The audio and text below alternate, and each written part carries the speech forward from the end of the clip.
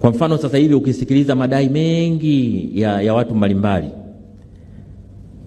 unakuta wamepanga mambo 10 kwa pamoja. Ushindi vita ya mambo 10.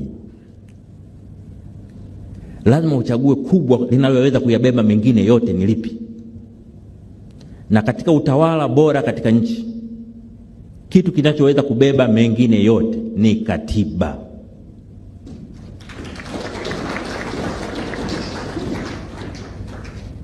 Maana hakuna sheria inayotengua katiba.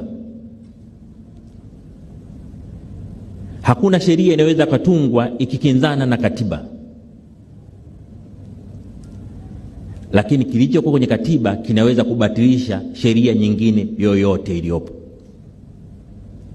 Ukishaunda leo katiba mpya, sheria zote ambazo zipo na zilizotangulia kuwepo zinazokinzana na katiba ile, siku ile ile ukipitisha katiba mpya zinakuwa zimekufa hizo sheria zinazokinzana na katiba. Ndio maana kama nina kitu cha kuwaambia Watanzania, ningeambiwa hebu makamu wa rais waambie Watanzania jambo moja tu. Wakisema una jambo la kuwaambia Watanzania moja tu, unapewa nafasi ya mwisho, sema moja. Nitasema pambaneni mpate katiba mpya.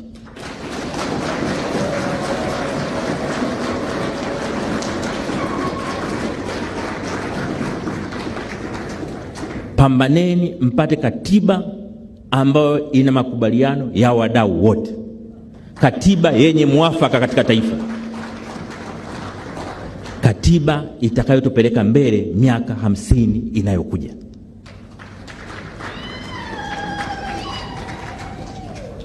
Katiba ambayo kila Mtanzania popote alipo atajisikia fahari kujitambulisha, mimi natoka Tanzania.